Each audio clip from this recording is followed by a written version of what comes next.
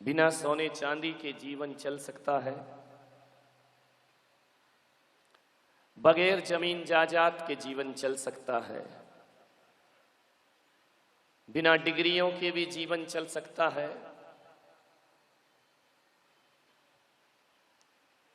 बिना उपलब्धियों के भी जीवन चल सकता है?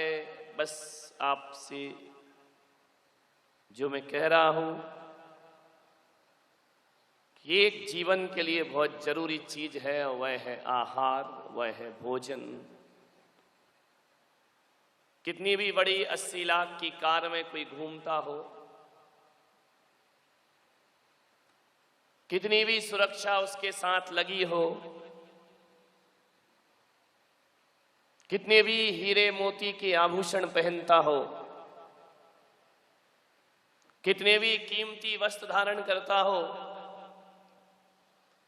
अरे चाहे ग्रस्त हो या सन्यासी हो, अमीर हो या गरीब हो, रिलायंस बंधु हो, टाटा बिरला हो, एक बात याद रखना, इन सबके पास गाड़ी, मोटर, कार, बंगला तो महंगा हो सकता है, इन सबके पास अपार दौलत का ढेर हो सकता है, लेकिन एक गरीब हो या अमीर हो, एक बात स्मरण में रखिए, खाना तो गेहूं पड़ता है, आटे की रोटी पड़ती है और पीना पानी ही पड़ता है। खाएगा तो वही 50-60 रुपए किलो का आटे का रेट क्या है भाई? 20 रुपए किलो, 30 रुपए किलो। भाई मेरे तो कुछ लफड़ा ही नहीं है। नहीं तो तुम बोलो आटे दाल का भाव नहीं मालूम, मुझे काहे का भाव मालूम? 20 रुपए 30 रुपए किलो का आटा ही खाएगा। अमीर के घर में भी इतना ही रुपए किलो का आटा मिलेगा, ज्यादा से ज्यादा 40 रुपए किलो का मिलेगा। इससे ज्यादा महंगा आटा तो किसी के घर में ना हो। जब प्यास लगेगी तो आदमी पानी पिएगा, भूख लगेगी तो आदमी रोटी खाएगा। एक बात स्मरण में रखना, कितने भी शरबतों के गिलास भरे रहें, लेकिन जब प्यास लगती है तो हमारी निगाहें मीठे मीठे शरबत पे नहीं जाती, हमारी निगाहें जूस पर नहीं जाती, हमारी निगाहें तो पानी पर जाती हैं।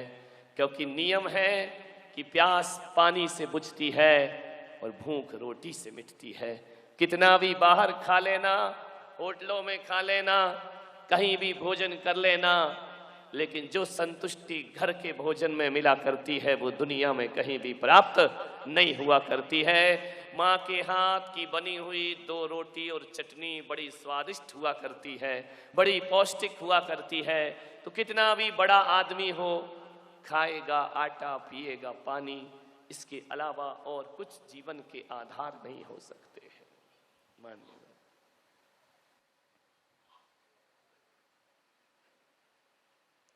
आहार कैसा होना चाहिए?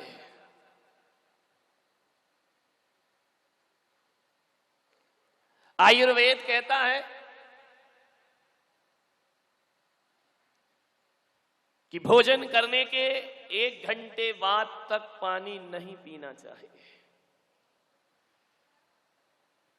हमारा तो गड़बड़ हो जाएगा सब, वो नियम पाल लेंगे, हमें तो 1 घंटे में ही सब निपटाना है। कहा है कि भोजन के 1 घंटे बाद तक पानी मत पियो यदि स्वस्थ रहना है। पूछा गया कि 1 घंटे तक पानी क्यों ना पिए, कैसे चलेगा? बोले इसलिए पानी ना पिए क्योंकि पेट में जहां भोजन की पाचन क्रिया होती है उसे जठर कहते हैं, और उस जठर में एक अग्नि जलती है जिसे जठराग्नि कहते हैं।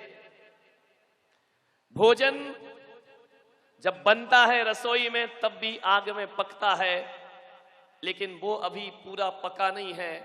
हकीकत में तो भोजन आग में पकने के बाद पेट के भीतर जो जठराग्नि है वहां जाकर के भोजन का फिर से पाचन होता है, फिर से उस भोजन को उस अग्नि में पचाया जाता है। और जो लोग भोजन के बाद पानी पी लेते हैं तुरंत, तो कहते हैं पानी और आग का बैर हुआ करता है, आग को पानी बुझा दिया करता है। यदि पानी को आप पी लेंगे तो वह जठराग्नि को शांत कर देगा, और जठराग्नि यदि ठंडी पड़ गई तो भोजन पड़ा पड़ा सड़ता रहेगा, वह पाचन क्रिया नहीं हो पाएगी। इसलिए जिन लोगों को निरोग रहना है, ऐसा आयुर्वेद शास्त्र में देख रहा था, उसमें लिखा कि पानी कभी भी भोजन के तुरंत बाद नहीं पीना चाहिए। यदि आपको स्वस्थ रहना है, यदि आप इस प्रक्रिया से चलेंगे तो शायद आपको डॉक्टर के पास जाने की जरूरत ना पड़ेगी। दूसरा नियम उसने बताया, बड़ा मजा आ रहा था मुझे पढ़ने में, कि पानी 1 घंटे बाद जब आप पिए तो ठंडा पानी नहीं पिए। ठंडे से मतलब उबलता हुआ नहीं, गरम किया हुआ ठंडा पानी पिए। कहने का मतलब कच्चा पानी ना पिए।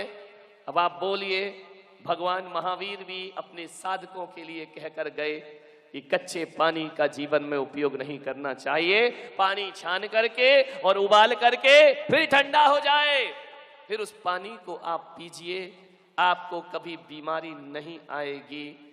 तीसरा नियम बताया कि पानी जब भी पिए तो ऐसा गट गट करके ना पिए। पानी जब भी पिए तो चाय की चुस्कियों की तरह पिए, थोड़ा थोड़ा पानी पिए। इकट्ठा जो पानी पीते हैं उनके बीमारियों का जन्म हो जाया करता है। यह तो हुई एक भोजन की प्रक्रिया कि हमें कैसा भोजन करना चाहिए। चुस्की में पानी इसलिए पियो, और सबसे पहले उठते ही साथ आदमी को पानी पीना चाहिए, क्योंकि जो मुख की लार होती है वह क्षार होती है, वो पेट में अम्ल बना करता है। इसलिए जब पानी में लार मिलकर के जाती है तो वह अम्ल को शांत करती है और पेट को बहुत अच्छा रखती है। ये नियम जो बतलाए गए, मान्यवर, मैं तो पालन कर नहीं पाऊंगा, क्योंकि मेरी तो आहार की प्रक्रिया ही ऐसी है कि मुझे तो सब कुछ उसी समय करना है, 24 घंटे में एक बार।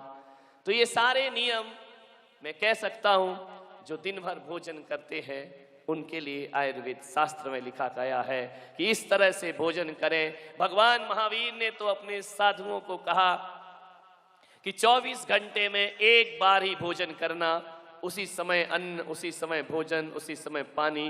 जो 24 घंटों में एक बार करते हैं उनके आहार पचाने की प्रक्रिया अलग होती है, और जो दिन भर भोजन करते हैं उनके पचाने की प्रक्रिया अलग हुआ करती है।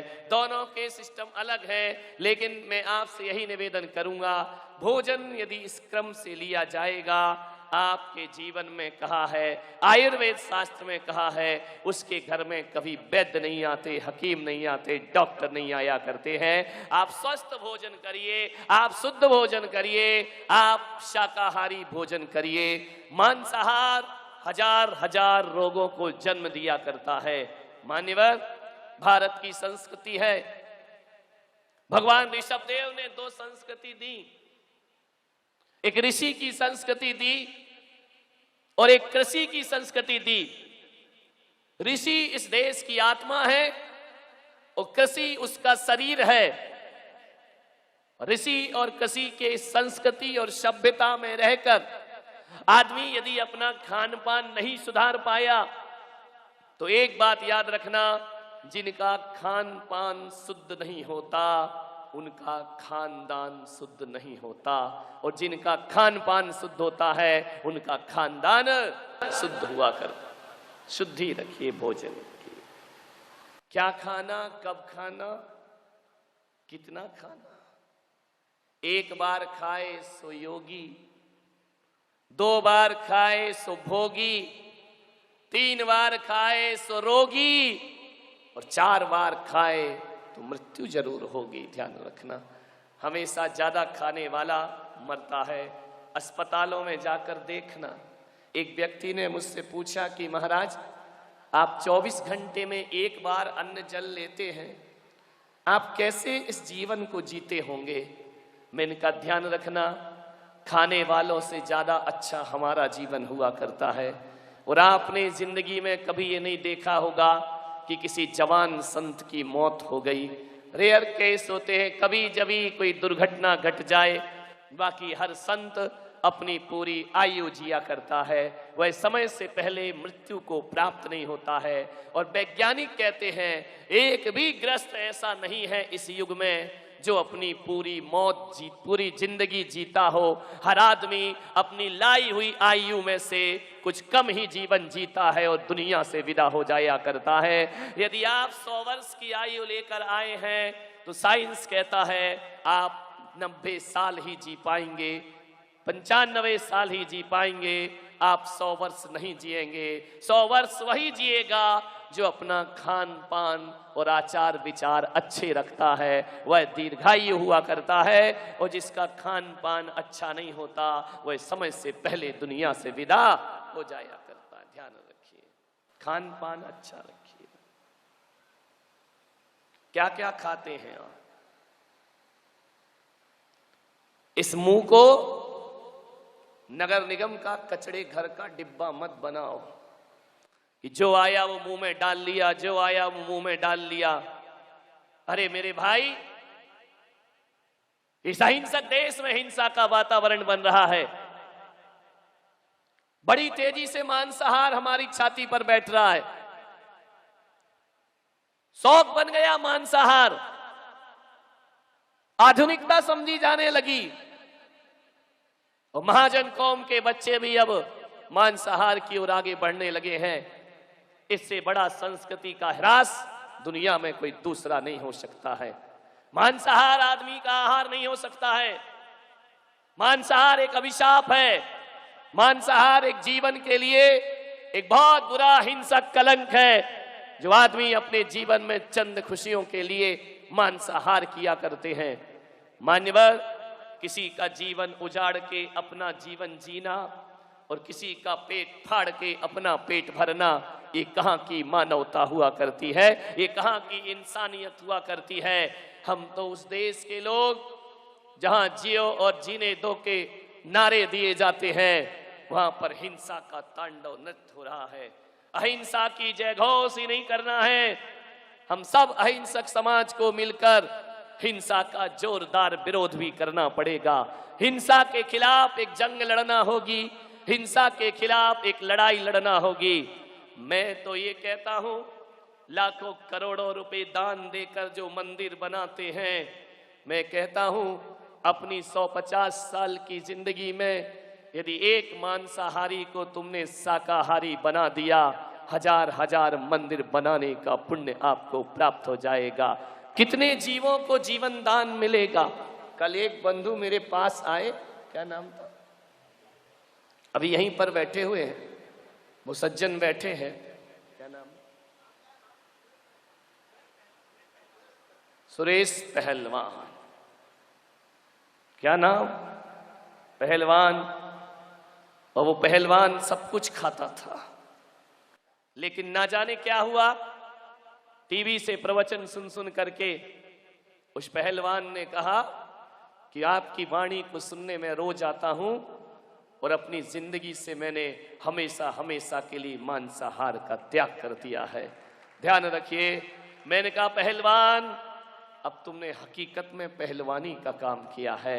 मांसाहार, लोगों ने कहा होगा पहलवान हो, ताकत कहां से मिलेगी। लोगों के मन में यह भ्रम भरा है कि मांसाहार से ताकत मिलती है। लोगों के दिमाग में यह भ्रांति है कि मांस खाने से शक्ति मिलेगी। कहां से शक्ति मिलेगी? मैं आपके सामने अपने विचार रख रहा हूं। यदि मांस में ताकत होती, प्रकृति ने कुछ प्राणी मांसाहारी बनाए हैं, कुछ शाकाहारी बनाए हैं, लेकिन मनुष्य को संपूर्ण रूप से शाकाहारी बनाया है। ये मनुष्य में भेद नहीं किया, ये जानवरों में भेद किया है। मांसाहारी और शाकाहारी जानवर होते हैं, मनुष्य तो केवल शाकाहारी हुआ करता है। मांसाहार उसकी प्रकृति नहीं होती है। एक आदमी से मैंने पूछा, मांस क्यों खाते हो? अरे बोले ताकत मिलती है। जिनका मांस से ताकत मिलती है। अरे ताकत के लिए मांस तो भगवान ने तेरे शरीर में दे ही रखा है, अब किसी और का शरीर का मांस अपने शरीर के भीतर क्यों लाता है? ये विकृति है। तुम्हें जितने मांस की जरूरत है उतना भगवान ने तुम्हारे शरीर में भर रखा है। तुम्हें जितने ताकत की जरूरत है उतनी ताकत ईश्वर ने तुम्हारे अंदर पैदा करके रखी है। ईश्वर के उस खेल के साथ खिलवाड़ करने का प्रयास मत करिए। ताकत शाकाहार में है, ना कि मांसाहार में।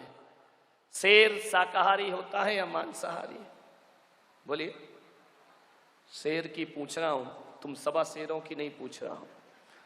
शाकाहारी होता है या मांसाहारी? मांसाहारी। बैल शाकाहारी होता है या मांसाहारी? शाकाहारी। एक बात बताओ मेरे भाई, एक बैल अपने जीवन में लाखों खेत जोत देता है और एक शेर अपने जीवन में कितने खेत की जुताई करता है? मैं आपसे पूछ रहा हूं, आज तक किसी भी शेर ने एक खेत नहीं जोता होगा।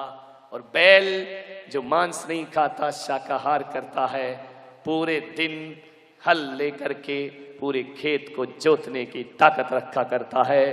बोलिए, बैल में ताकत है या शेर में? बैल की पीठ पर बोझ रखो, बैलगाड़ी खींच करके ले जा सकता है। कभी किसी शेर गाड़ी देखी आपने अपनी जिंदगी में कि दो शेर जुते हुए हों और आदमी माल लेकर के चल रहा हो? हरे शेर के ऊपर 1000 किलो ही कुछ वजन, क्या 100 किलो भी रख दो तो बैठ जाएगा, और 1000 किलो वजन हमारा बैल खींचते हुए ले जाता है, क्योंकि वो शाकाहार करता है। और शेर, जितने भी मांसाहारी पशु हैं किसी काम के नहीं हैं। कुत्ता मांसाहारी है, बोझा ढोएगा, खेत जोतेगा, सामान ढोएगा। बिल्ली मांसाहारी है, ले जाना किसी दिन बाजार में, सब्जी की डोलची रख देना उसकी पीठ पर, चारों पैर फैल जाएंगे, जीभ बाहर आ जाएगी। ध्यान रखिए, सोचना है। और घोड़ा शाकाहारी है या मांसाहारी है? बोलिए। शाकाहारी है वह घोड़ा। कहा जाता है जब ताकत की जरूरत होती है तो कोई भी नहीं कहता शेर जैसी ताकत, हर व्यक्ति कहता है हॉर्स पावर होना चाहिए, घोड़े जैसी ताकत होना चाहिए। शाकाहारियों की ताकत क्यों मांगी जाती है? मांसाहारी पशुओं से ताकत की बातें क्यों नहीं की जाती हैं? एक शेर की ताकत देखो और एक शाकाहारी हाथी की ताकत देखना। हाथी शाकाहारी होता है। लोग कहते हैं कि मांसाहार से तंदुरुस्ती मिलती है।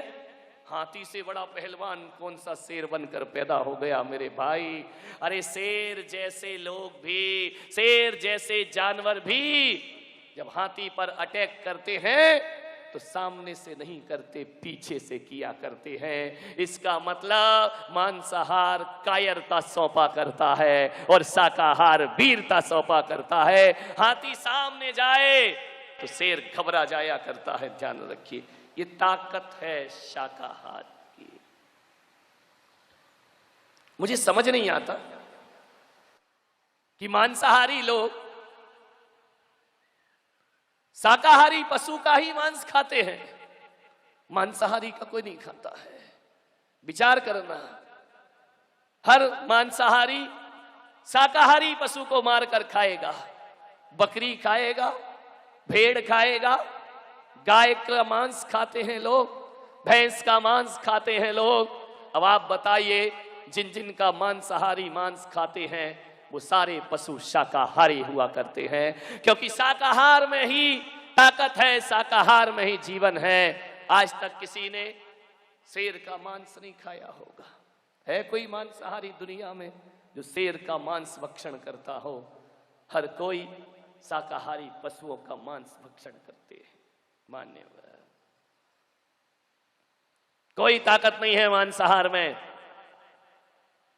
ये तो जानवर के उदाहरण थे, और इंसानों के रूप में यदि देखो तो जैन मुनि को देखना, दिगंबर मुनि को देखना। 24 घंटे में एक बार भोजन और एक बार पानी। बीमार भी हो जाएं तो दवाएं भी उसी समय चलेंगी, 24 घंटे तक कुछ लेते नहीं हैं। मुंह में पानी की बूंद नहीं डालते हैं। मृत्यु का क्षण भी आ जाए तो एक टाइम भोजन की प्रतिज्ञा को कभी भंग नहीं किया करते हैं। अब आप सोचिए, 24 घंटे में एक बार दिगंबर मुनि पानी और अन्न लेता है, और वह भी शुद्ध शाकाहार लेता है। शाकाहार ही नहीं, शुद्ध शाकाहार, जिसकी भोजनशाला में कभी आलू प्याज और लहसुन जैसी चीजें भी नहीं आया करती हैं। अब आप बताइए, किसी मांसाहारी को बुला लाना मेरे सामने और मैं शाकाहारी साधु, और एक मांसाहारी को खड़े कर देना और उससे बोलना कि चल महाराज के साथ, मैं 35 किलोमीटर चलने की ताकत रखता हूं, लेकिन मांसाहारी 5 किलोमीटर में ढेर हो जाएगा, सांस फूल जाएंगी। अरे 10 सीढ़ी चढ़ नहीं पाता और सीना ऐसा चलता है जैसे लोहार की धौंकनी चल रही हो। ये मांसाहार की ताकत है। विचार करिए, 30 किलोमीटर 40 किलोमीटर पैदल चलता है जैन संत शाकाहार के दम पर। और अच्छे अच्छे मांसाहारियों से कहूंगा, अपने शरीर का एक रोम खींच कर दिखाना। ये शाकाहारी 4 महीने में बालों को उखाड़ करके फेंक दिया करते हैं। कहां से आती है ये ताकत? उस तरह का प्रयोग नहीं करते, कैंची का प्रयोग नहीं करते, छुरे का प्रयोग नहीं करते, बाल बड़े होते ही हाथों से उखाड़ के फेंक दिया करते हैं। 24 घंटे में शाकाहार एक बार भी किया जाए तो 23 घंटे हमें ताकत और एनर्जी प्रदान किया करता है। एक बात सोचें, किसमें ताकत ज्यादा है? शाकाहार में ताकत है। मान्यवर, खान पान पर ध्यान दो। लोग कहते हैं कि शाकाहार में स्वाद होता है, मांसाहार में स्वाद होता है। कोई स्वाद नहीं होता मांसाहार में। एक शाकाहारी सब्जी बनाना, लौकी बनाना, तोरई बनाना, कितना मिर्च मसाला लगेगा, एक एक चम्मच लगेगा। और एक मांस बनाना कितना मिर्च मसाला लगता है। अरे जिसमें 100 लोगों की सब्जी बन जाए, वहां अकेले एक मांसाहारी का भोजन बनता है। अकेला उसमें लगता है उतना मिर्च मसाला। आप विचार करिए, मिर्च मसाला मांसाहार में ज्यादा क्यों लगता है? क्योंकि मांस में स्वाद नहीं होता है, स्वाद तो शाकाहार में हुआ करता है। धनिया है, मिर्च है, गरम मसाला है, घी है, ये सब शाकाहारी हुआ करते हैं। और जब तक मांसाहार में शाकाहार ना डाला जाए, उस मांस में कोई स्वाद, इसका मतलब है खाता मांस है लेकिन स्वाद तो शाकाहार का लिया करता है, जायका तो शाकाहार से आता है। कौन कहता है कि मांस स्वादिष्ट होता है? मान्यवर, कहते हैं उसका रंग, उसकी सुगंध।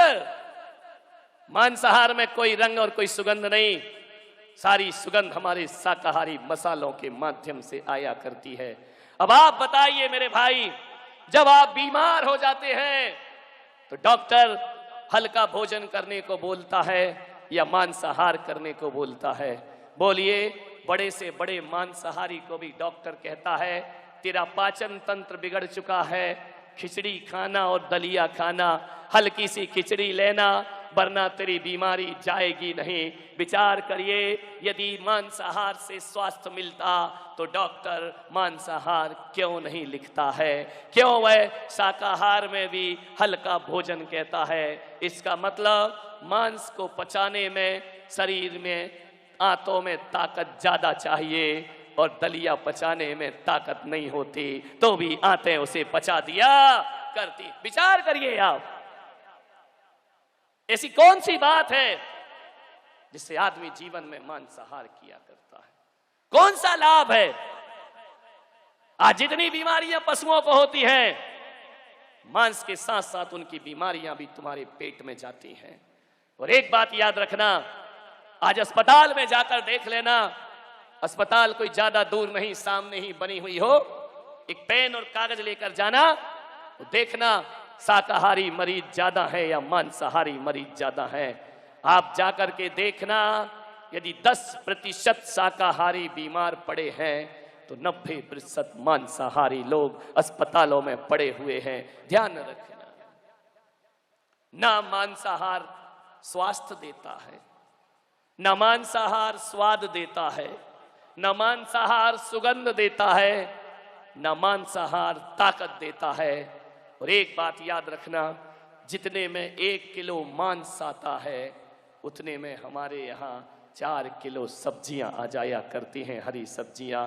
मेरे भाई, कितने लोग हरी सब्जी में बैठ करके एक साथ मिल बैठ कर खा सकते हैं? महंगा पड़ता है ये मांसाहार, सस्ता होता है शाकाहार, स्वास्थ्यवर्धक होता है शाकाहार। फिर क्यों आदमी खाता है इन्हें? किसी के प्राणों की हत्या करके अपना जीवन जीना यह मानवीयता नहीं हुआ करती है। मेरे एक चुनौती देता हूं मैं मांसाहारियों को। मांसाहार के बिना जीवन जिया जा सकता है, लेकिन शाकाहार के बिना जीवन नहीं जी सकता कोई इंसान। तुम लाख हठधर्मिता दिखाओ, तुम लाख जिद करो, लाख तर्क दो, एक बात याद रखना, मांसाहार का विकल्प शाकाहार हो सकता है, पर शाकाहार का विकल्प मांसाहार कभी नहीं हो सकता है।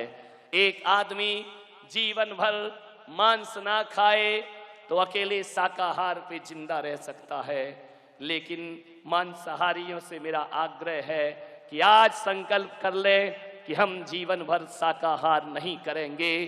क्या अकेले मांस पे आप जिंदा रह सकते हैं? फिर उस मांस में मिर्च मसाले नहीं होना चाहिए, फिर पानी मत पीना, फिर खून पीना, क्योंकि पानी शाकाहार है, खून मांसाहार है। ध्यान रखिए, बड़े से बड़े मांसाहारी भी अकेले मांस पर जीवन नहीं जी सकते हैं, उन्हें शाकाहार तो लेना ही पड़ेगा।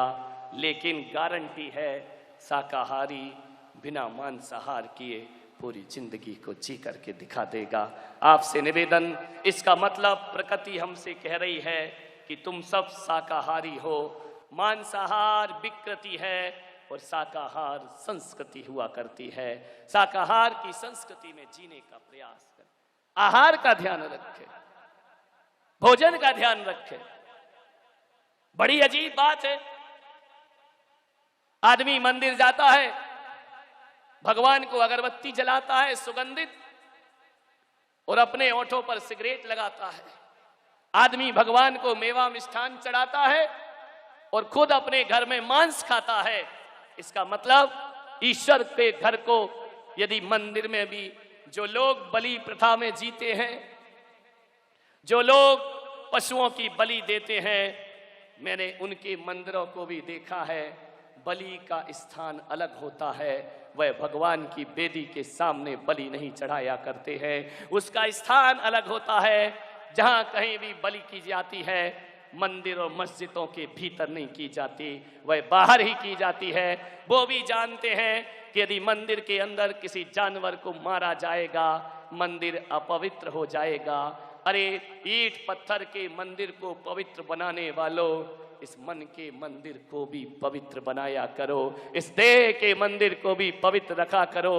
मंदिर के भीतर अपवित्र सामान जाए तो मंदिर अशुद्ध हो जाता है, इस तन के भीतर भी अशुद्ध सामान जाएगा तो बताइए ये तन अशुद्ध क्यों ना होगा?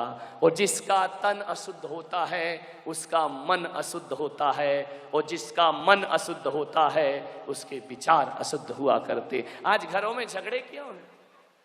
थोड़ी थोड़ी बात पे लड़ाई क्यों हो जाती है? विवाद क्यों हो जाते हैं?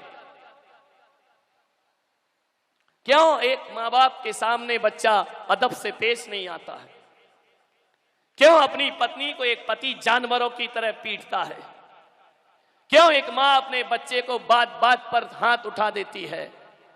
क्यों ये इतनी हत्याएं हो रही हैं इस देश में? आए दिन हत्या होती है, बलात्कार होता है, सड़कों पर खुलेआम बलात्कार हो रहे हैं। ये इंसान की प्रवृत्ति है?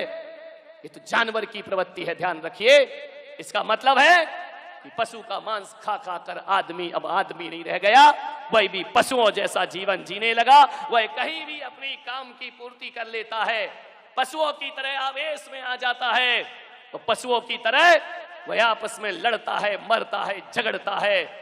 जैसे पशु अपने रिश्ते नाते नहीं समझते, ध्यान रखना, पशु जन्म तो लेते हैं माँ बाप से, लेकिन वो जानते नहीं हैं कि माँ बाप के रिश्ते कैसे हुआ करते हैं। आज बलात्कार हो रहे हैं। कल अखबार में मैंने पढ़ा, एक पिता और एक भाई ने अपनी घर की सगी बेटी से बलात्कार करते हैं। विचार करिए, आपके ग्वालियर की घटना है, पिता भी और भाई भी। ये कैसी प्रवृत्ति है, ये कैसा जीवन आ गया है। घोर अंधकार वह बच्ची बरसों से सहन कर रही है। करते करते वह एक दिन थाने तक पहुंच गई और केस बनवा दिया उसने। ये कैसी हैवानियत है। एक बाप बेटी से बलात्कार करता है, एक भाई बहन से बलात्कार करता है। मैंने पूछा कि पता करो जरा, ये शाकाहारी लोग हैं या मांसाहारी। पता चला कि शराब पीते हैं और मांस खाते हैं।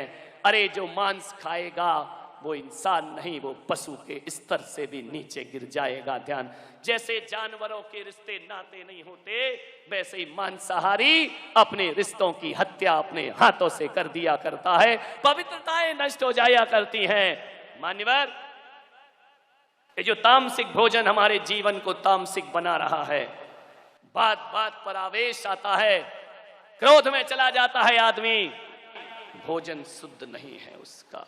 ध्यान